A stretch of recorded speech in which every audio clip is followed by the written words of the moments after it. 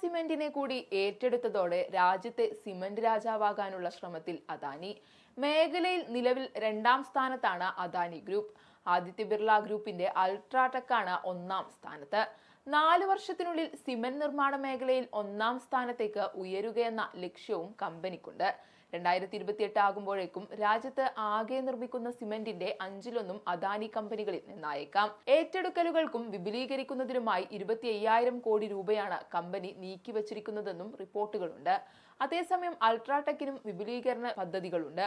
May 2022 അദാനിയുടെ cement സ്വപ്നങ്ങൾ തുടങ്ങുന്നത്. എല്ലാ മേഖലകളിലേക്കും ബിസിനസ് വ്യാപിക്കുന്നതിന്റെ ഭാഗമായിരുന്നു ഇത്. 2022 സെപ്റ്റംബറിൽ അംബുജ ACC കമ്പനികളെ സ്വന്തമാക്കി. പെന്ന സിമന്റിനൊപ്പം ഗുജറാത്തിലെ സൗരാഷ്ട്ര സിമന്റ്, ജയപ്രകാശ് അസോസിയേറ്റിന്റെ സിമന്റ് ബിസിനസ്, ABG ഷിപ്പ്യാർഡിന്റെ വാദ്രാജ് സിമന്റ് എന്നിവയെയും ഏറ്റെടുത്തേക്കുമെന്നും സ്ഥിരീകരിക്കാത്ത റിപ്പോർട്ടുകളുണ്ട്.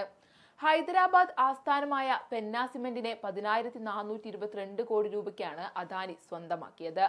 അംബുജ സിമന്റ് പെന്ന സിമന്റിന്റെ 100% ഓഹരികളും വാങ്ങും. ഇതോടെ കമ്പനി ശ്രീലങ്കൻ വിപണിയിലേക്ക് കടക്കും. ദക്ഷിണേന്ത്യയിലെ സ്വാധീനം മെച്ചപ്പെടുത്തും. മോദി സർക്കാരിന്റെ അടിസ്ഥാന സൗകര്യ വികസന നിർമ്മാണ പദ്ധതികൾ നടപ്പാക്കുമ്പോൾ സിമന്റ് മേഖലയ്ക്കുണ്ടാകുന്ന വളർച്ച മുന്നിൽ കണ്ടാണ് അദാനിയുടെ ഏറ്റെടുക്കലുകൾ. 16% വളർച്ച കമ്പനി വരും വർഷങ്ങളിൽ പ്രതീക്ഷിക്കുന്നുണ്ട്.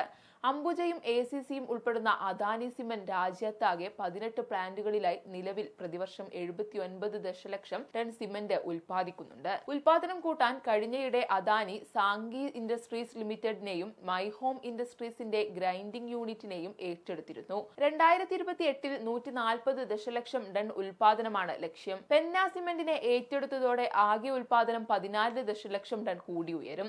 152 ദശലക്ഷം ടണ്ണാണ് അൾട്രാടെക്കിന്റെ ഉൽപാദനം.